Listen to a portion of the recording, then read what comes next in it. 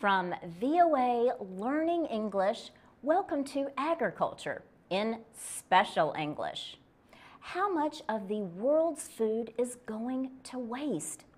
The Institution of Mechanical Engineers released a report that says as much as half of all food is wasted.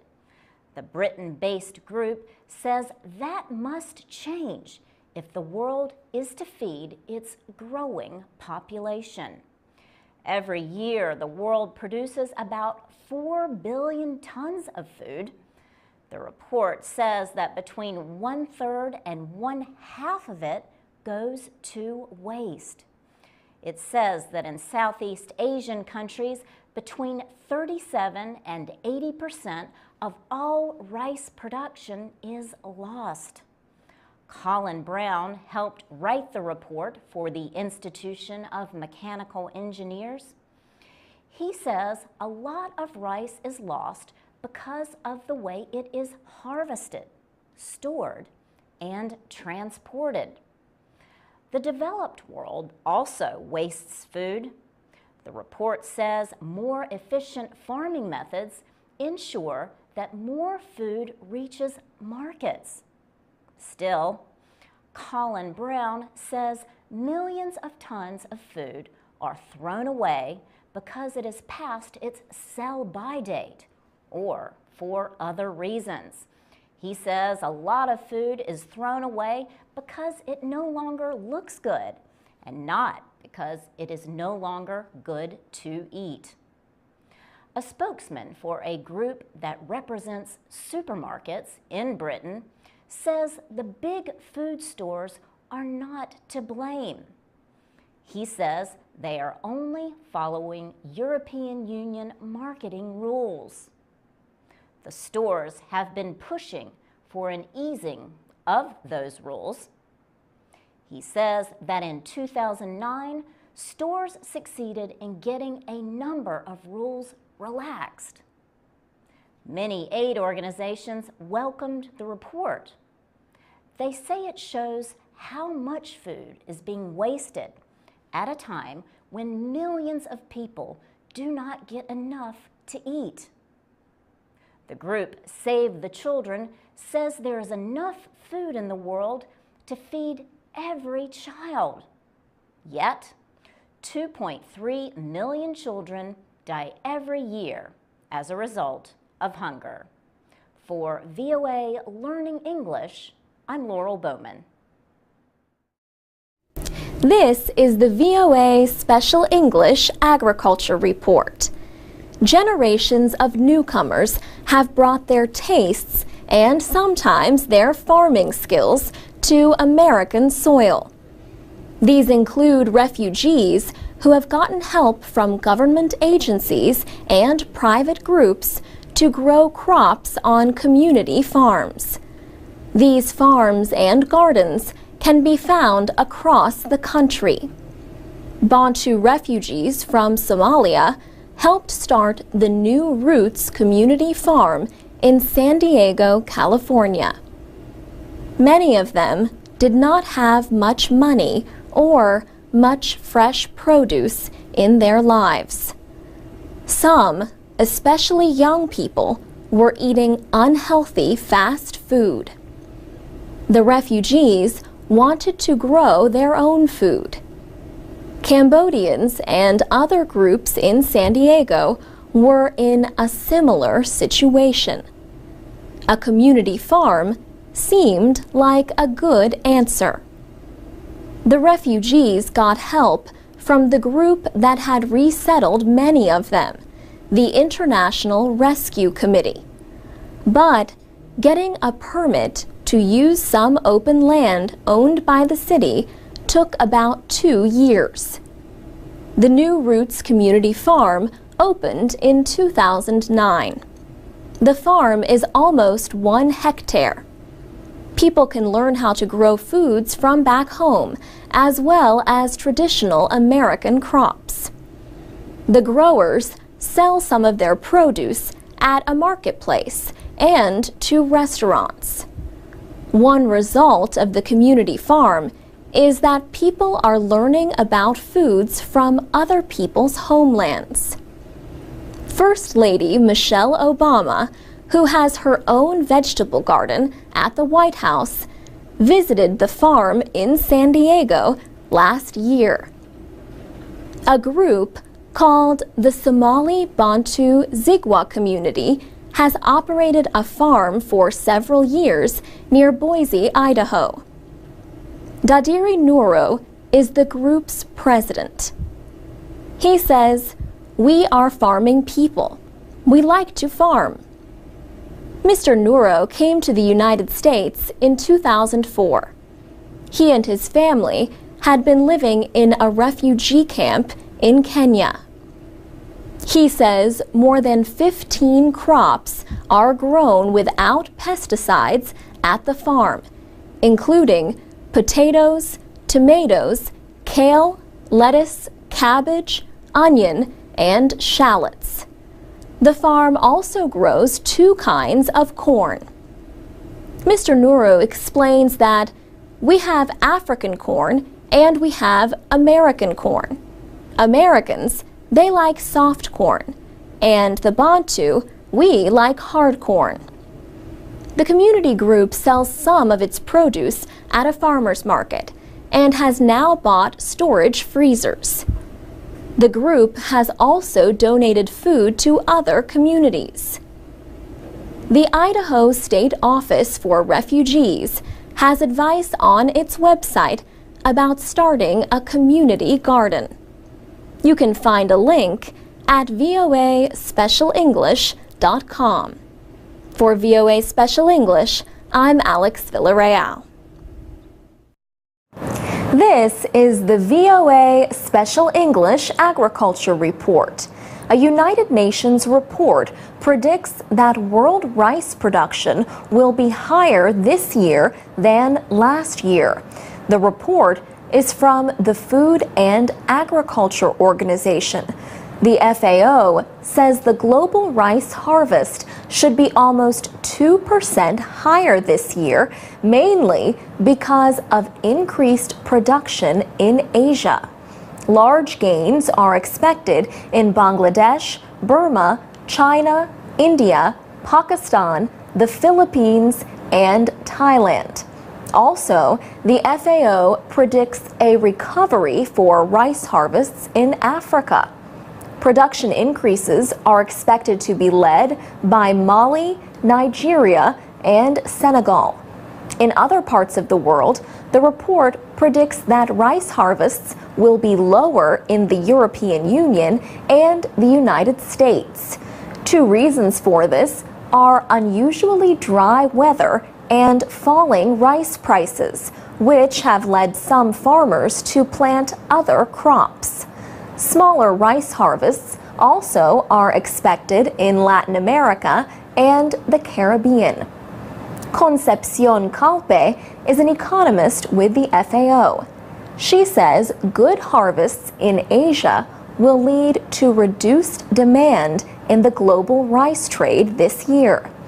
Demand in global trade is expected to fall 900,000 tons to about 34 million metric tons. Ms. Calpe says one reason is because a lot of the major importers like Indonesia or the Philippines or even Bangladesh have harvested very good crops. Another reason is because some of them, like the Philippines, have set limits on how much they are willing to import. The FAO says prices for rice have stayed high for several reasons. These include higher costs for fuel, fertilizer, and in some areas, labor. One country where prices remain high is China. Concepcion Calpe says the high prices raise questions about official Chinese reports of record harvests. In Thailand, a government price support program has led rice exports to fall by 20% to less than 8 million tons. The program keeps prices for Thai rice exports above market prices. As a result, the FAO says exporters like Australia, India, and Vietnam have captured a larger market share. Ms. Kalpe notes that Burma could become a major exporter of rice. Many Western governments have eased trade restrictions on Burma recently because of its efforts at political and economic reform. Foreign investment and increased productivity in Cambodia might also help that country export more rice. For VOA Special English, I'm Alex Villarreal. You can read, listen, and learn English with more news about agriculture at voaspecialenglish.com. This is the VOA Special English Agriculture Report. Call it recession gardening or a product of the local foods movement. But whatever the reason, more Americans are growing some of their own food. Or at least they are trying to. Many need advice from experts like the master gardeners at the University of Maryland Extension Service. The Extension Service has launched Grow It, Eat It. This campaign is a response to what they call the huge new demand for information and help with home gardens. Master gardeners from throughout the state are helping less experienced people learn how to work the land. Food gardeners can join a network and put their garden on a map on the Extension Service website. The goal: 1 million food gardeners in Maryland producing their own affordable, healthy food. The current count of food gardeners is around 5,000 statewide. Nationally, sales of garden supplies increased last year as people started or expanded food gardens. Sales rose 30% at Burpee, a major seller of seeds. Shannon Dill is the extension agent for Talbot County, Maryland. She says the weak economy is not the only reason people are trying to grow their own food to save money. Prices for fruits and vegetables at the store are up. Shannon Dill finds that growing food at home usually costs less than buying it at stores or restaurants. She also finds that people seem to be staying home more, so they have more time to work in the garden. And she says people like to know where their food is coming from. But sometimes people choose the wrong plants for the local growing conditions. Or they plant at the wrong time. Or they plant seeds too close together, or in poor soil, or without enough daily sunlight. Master gardeners can help people avoid mistakes. Nancy Garrison started the first Master Gardener program in Santa Clara County, California, almost 30 years ago. She says organic material such as leaf mulch, also called leaf mold, can almost always improve poor soil. Once the soil is improved, she says, then worms can do a lot of your work for you. A vegetable garden in front of a house may not seem unusual in rural areas, but a lawyer who lives in suburban Maryland, outside Washington, grew squash, cucumbers, and tomatoes on his front lawn last year. How did his neighbors react? He says many of them congratulated him on his garden. And that's the VOA Special English Agriculture Report. This is the VOA Special English Agriculture Report. Russia's Pavlovsk Experimental Station houses one of the oldest seed and plant collections in the world. But in August, a court agreed to let the Russian Housing Development Foundation take control of the land. The Russian government established the foundation in 2008. The foundation wants to build housing on the land near St. Petersburg that the collection now occupies. Russian officials could still decide to rescue the station. If not, it could be gone within months. The station would not be at all easy to move, even if enough land could be found quickly. Most of the collection grows in the ground. Agricultural specialists say trying to transplant it would take years. The Pavlovsk Experimental Station is part of the N.I. Vavilov Institute of Plant Industry. The institute already existed as a research center when plant scientist Nikolai Vavilov reorganized it in the 1920s. The institute was named in his honor in 1930. The experimental station includes plants that are not found in any other seed bank. It also has Europe's largest field bank for fruits and berries. More than 100 varieties each of raspberries and gooseberries grow on its many hectares. The Global Crop Diversity Trust has been working to save the collection since it first appeared threatened. The trust, a food security group, has been urging people to appeal to Russian officials. An order from President Dmitry Medvedev or Prime Minister Vladimir Putin could stop the housing development. President Medvedev has started an investigation. The collection has been threatened before. During World War II, German troops surrounded St. Petersburg, then called Leningrad. Scientists protected the seeds and plants even as people starved. The Pavlovsk Experimental Station is one of an estimated 1,400 seed and plant preservation centers worldwide. Some have been damaged or destroyed by war, natural disasters, and theft. In 2008, Norway opened a so-called doomsday vault designed to be secure from any threat, even an asteroid strike.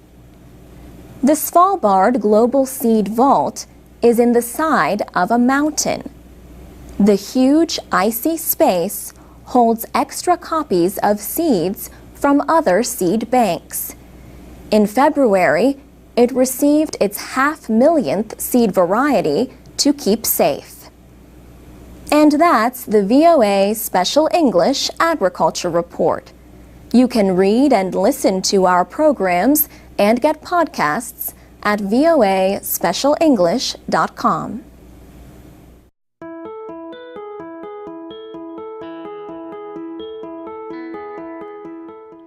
From VOA Learning English, this is Agriculture. The Go Green Initiative is a program for school children in the American city of Manassas, Virginia. It teaches earth-friendly behaviors, like recycling things, instead of throwing them away. 9-year-old Luis Delgado has learned why recycling is important.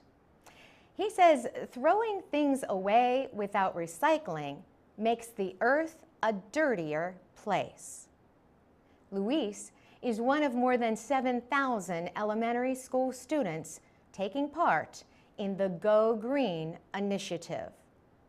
The program receives support from the city government. Sandy Thompson is the program's coordinator. She says the Manassas schools recycle almost everything, from telephones to plastic bags. The schools use single-stream recycling when possible. This means collecting paper, plastic, and glass in one container instead of separating them. Mike Moon is the city's director of Public Works and Utilities. He says the goal is to raise awareness about recycling to keep Manassas clean. But he adds that Go Green is not just about recycling. He says it is also about energy and water conservation. Boys and girls also learn about gardening and composting. Composting turns uneaten food and kitchen waste into rich organic matter. Mike Moon says children often have never experienced those methods commonly used in agriculture. Sandy Thompson says the lessons the children learn go beyond the classroom. She says they start their own gardens at home and recycle more. 10-year-old Maria Seberg planted a garden behind her home. She says she enjoys gardening and recycling because it helps the environment. Mike Moon says good recycling behavior, taught at a young age, will last a lifetime.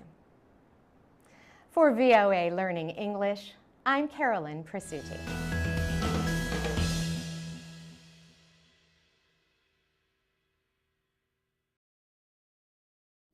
I'm Alex Villarreal with the VOA Special English Agriculture Report. Recycling programs usually give new life to materials like paper, metal, plastic, and glass. But a program in the eastern United States is recycling shellfish to help the Chesapeake Bay. Oysters are filter feeders, which means they help clean the water. At the same time, generation upon generation of oysters form reefs. These structures provide homes for fish and crabs. Oysters are a Chesapeake tradition, and they are good for the bay. But environmental damage and too much harvesting have cut the oyster population of the Chesapeake. An organization called the Oyster Recovery Partnership started the recycling program earlier this year. Baby oysters need to attach themselves to a shell or other hard surface as they grow. Scientists are using recycled shells as part of an oyster reproduction program. More than 50 restaurants, seafood dealers, and other businesses have joined the Oyster Shell Recycling Alliance. 2 states, Maryland and Virginia, are also taking part in the program. One of the restaurants involved is in Washington, near the White House. Oysters are a specialty at the Old Ebbitt Grill, and manager Christian Guidey says that means lots of shells. He says, "We serve between 1,500 and 3,000 oysters a day, and that obviously does create a lot of waste. But the restaurant no longer throws away all those shells. The Oyster Recovery Partnership takes them away for recycling. First, the shells get washed. Then, they go to the Center for Environmental Science at the University of Maryland for further processing. The shells are placed in tanks with hundreds of millions of oyster larvae. This way, the baby oysters can be raised until they have grown big enough to be moved to the Chesapeake. This year, the Oyster Recovery Partnership helped produce and plant more than 450 million baby oysters in the bay. Don Merritt heads the Oyster Recovery Program at the University of Maryland. He says the goal is not just to increase the oyster population. He says, "Our real goal here is to try to restore healthy oysters to the Chesapeake Bay so that we can help restore a healthy Chesapeake Bay." Mr. Merritt says it will take many years of work before the Chesapeake Bay has a good supply of oysters again. For VOA Special English, I'm Alex Villarreal. You can find our programs with transcripts and MP3s at voaspecialenglish.com. This is the VOA Special English Agriculture Report. North Kivu is a war-torn province that used to be called the breadbasket of the Congo. Now, some farmers are being trained to increase their productivity with fertilizer. The International Fertility Development Center is supporting the project. The IFDC is a nonprofit group based in the United States. The project includes planting trees. Trees help prevent the loss of soil through erosion. They also provide charcoal for fuel, and they provide fertilizer in the form of leaves. Other farmers are experimenting with chemical fertilizer. The farmers use a mixture of chemical and organic fertilizer. They also use improved seed. They say they have succeeded in growing 3 or 4 times as much maize, rice, beans, and potatoes. The fertilizer costs around $1.30 a kilo. But workers from the IFDC say if it triples a yield of potatoes, for example, it means twice the profit. Farmer Adrian Kangele says the new methods promoted by the group could be a solution to ethnic conflicts in the Kivu region. Fertilizer brings peace, he says, because more people can earn a living from the soil. One of the trainers, Sandra Kavira Kawise, says fertilizer can even save marriages. She says in one area many of the men had left their wives and gone to work in the mines. Then their wives started using fertilizer and their yields of rice tripled. The IFDC has found that when the men work with the women, the harvests are 9 tons a hectare compared with 6 tons when the women work alone. Dutch scientist Henk Bremen designed the fertilizer project. He says the Democratic Republic of Congo uses less chemical fertilizer per hectare than any other country. Mr. Bremen suggests that one reason is a lack of government policy. Another is the influence of donors and international non-governmental organizations that for about 20 years were against more intensive ways of farming. Edwige Mongwana Kavor is a local agronomist who works for Mercy Corps, an NGO. She says she is not against adding chemical fertilizer to organic matter, but she says land can become dependent on chemical fertilizers, and the chemicals can pollute groundwater. Henk Bremen agrees that farmers should mix the fertilizer with organic fertilizer, but he says there is a much bigger risk from soil erosion in the Kivu region.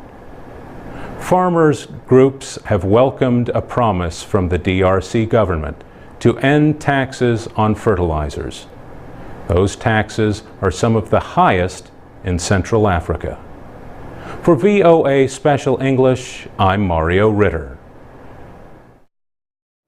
This is the VOA Special English Agriculture Report.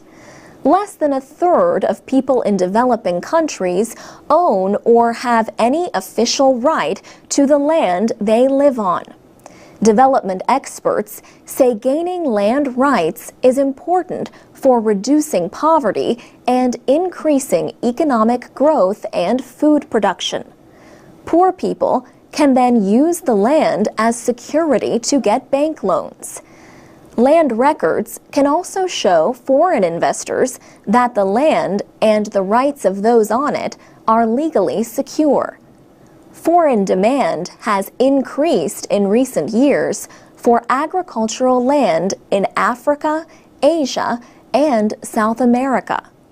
UN Habitat official Clarissa Augustinus in Nairobi, Kenya, says when an investor goes to the government and says, "I want a piece of land," the government looks on their maps which show that that particular piece of land is empty, and they give it to an investor. But when the investor goes there and looks at the land, he sees that it is fully occupied by a tribe or a family or whatever. Forcing the people off the land can harm the investor's image. Ms. Augustinus says ownership documents like deeds and titles are rare because establishing property lines and recording land is expensive. UN Habitat says the answer for some countries is to create a series of steps in gaining land rights, a so-called property ladder. First, people could receive a simple document or starter title to the land they are on. They would be safe from the threat of being forced off the land by the state or wealthy buyers. Higher steps would provide greater rights. Finally, a majority of a community could decide to allow individual ownership of the land. Namibia, Uganda, Tanzania, and Zambia are among the countries adopting property ladders. Ms. Augustinus says Ethiopia has already provided 20 million land certificates on the lower end of the property ladder for about $1 each. In Southeast Asia, the United States Agency for International Development is working on a project to help Timor-Leste develop property rights. The first step is an official certificate recognizing a landholder's unopposed claim. East Timor separated from Indonesia in 1999. The Indonesian army had destroyed land records and forced communities from their land to break up resistance. For VOA Special English, I'm Alex Villarreal. You find live English lessons Monday through Friday at the VOA Learning English page on Facebook. You can also read, listen, and learn with MP3s and texts of stories at voaspecialenglish.com. This is the VOA Special English Agriculture Report. This June in Brazil, delegates will mark the 20th anniversary of what is commonly known as the Earth Summit. The United Nations Conference on Environment and Development took place in Rio de Janeiro in 1992. One of the issues that the delegates plan to discuss in June at Rio +20 is the role of agriculture in climate change. A recent article written by a team of scientists says agriculture should be a top priority in climate change negotiations. It says there was some progress in this area, but not much, at the United Nations Climate Conference in December in Durban, South Africa. The article, "What Next for Agriculture After Durban?" appeared in the journal Science. Britain's chief scientific advisor, Sir John Bennington, led the international team that wrote it to try to influence policymakers. Molly John from the University of Wisconsin-Madison was one of those authors. She says efforts to guarantee food security are falling short in significant ways that have come to our attention, especially recently with the significant price shocks. Prices on the world market have remained high since the food crisis of 2007 and 2008. Professor Jean says agriculture is a major producer of greenhouse gases blamed for trapping heat in the atmosphere. But agriculture also offers ways to lessen their effects with known and proven farming practices. She says agriculture is threatened by climate change, especially in vulnerable parts of the world. But agriculture also represents an opportunity to better manage meeting our needs while we reduce the emissions of various greenhouse gases that are accumulating in the atmosphere. Professor Jean says moving toward climate-smart agriculture should be at the center of policy considerations. The scientists call for reducing the huge amount of food that gets wasted or goes bad before it can be eaten. Another recommendation is to plant more crops that put less pressure on the environment. The article says the integration of agriculture in the climate change negotiating process has been moving slowly. At the same time, climate change and population growth have been moving much faster. The article calls on scientists to play a bigger part in the issue by making sure climate change negotiators have clear data available. Such information, they say, could help increase investment in agriculture. For VOA Special English, I'm Carolyn Prasuti. This is the VOA Special English Agriculture Report.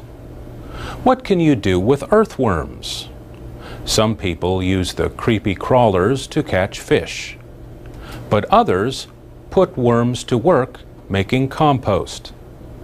Compost looks and feels like good soil. Gardeners and farmers add it to soil to make plants grow better. You can make compost from food waste at home with or without the help of worms. How the worms help is by first eating and processing the food. It comes out the other end of the worm as rich compost. Kim Gable from the University of Florida Extension Service in Key West says worms known as red wigglers are the best varieties to use. You need a container to hold the waste and the worms.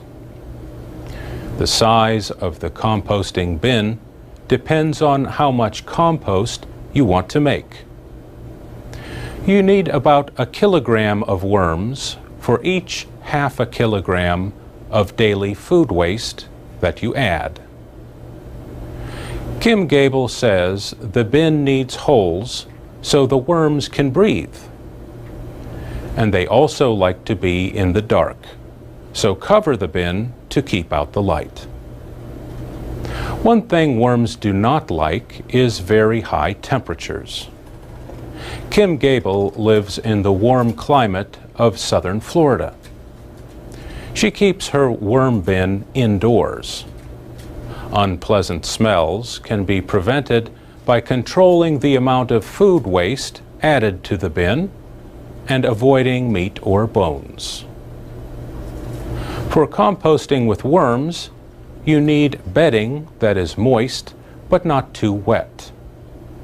The amount of water you add will depend on the bedding material you use. Kim Gable uses newspaper cut into strips about 2.5 centimeters wide. Add 2 handfuls of soil for every half square meter of bedding material and mix well. Spread the worms over the bedding. The worms will start to wriggle their way down. Remove any worms that remain on top of the bedding after 2 hours. When you feed the worms, place the food about 2.5 centimeters below the surface of the bedding and cover it. The worms' waste, or castings, should be ready to use as compost within 2 to 6 months. To remove the compost, you can push it all to one side of the bin.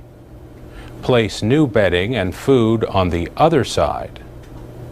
Within a few weeks, the worms will move to the new bedding. Now you can remove the compost and fill the empty space with new bedding. For VOA Special English, I'm Mario Ritter. For more gardening advice, and for more programs and activities for English learners, go to voaspecialenglish.com. We're on Facebook, Twitter, and iTunes at VOA Learning English. This is the VOA Special English Agriculture Report. People have been growing chrysanthemums for more than 2,000 years. Mums make bright and colorful gardens. People in China and other Asian cultures make tea with the flowers. Giacomo Puccini, the great Italian composer, even named one of his works after chrysanthemums, Chrysanthemi. One basic kind of mum is the hardy or garden mum. The other basic kind is the florist mum. The garden mum is better able to handle different growing conditions. There are many varieties of mums. The decorative mum is often seen in gardens. Another popular type, the quill mum, has long, straight petals like a tube or needle. Chrysanthemum blooms can be white, yellow, golden, red, or other colors. The plants often grow 1 meter high. The soil for chrysanthemums should be kept moist but well drained so it does not get too wet. Newly planted mums should be watered 2 or 3 times a week, depending on conditions. Plants established in the ground may do well just within normal rainfall. Mums grow best in full sunshine. They produce colorful blooms when days get shorter and nights get longer. The life cycle of the plant depends on the amount of daylight. This is why experts advise against placing mums near night lights or street lights. The light may interfere with their normal growth cycle. The plants may develop buds too soon. In climates where temperatures fall below freezing, plant mums at least 6 weeks before the first frost is expected. That way, the plants will be well established for cold weather. Placing mulch around the plants can protect them from the cold. Consider using straw or shredded leaves for the mulch. The material will also add nutrients to the soil. Some gardeners say the most beautiful presentation comes from planting mums close together. But be sure to leave enough space to let air flow between the plants. If not, there may be a greater chance of disease. To get more blooms, gardeners pinch back the branches when new growth has reached 15 centimeters. Squeeze about 5 to 7 centimeters off each branch. Pinch it again when a branch grows another 12 to 15 centimeters. Stop the pinching about 100 days before you want the plants to bloom.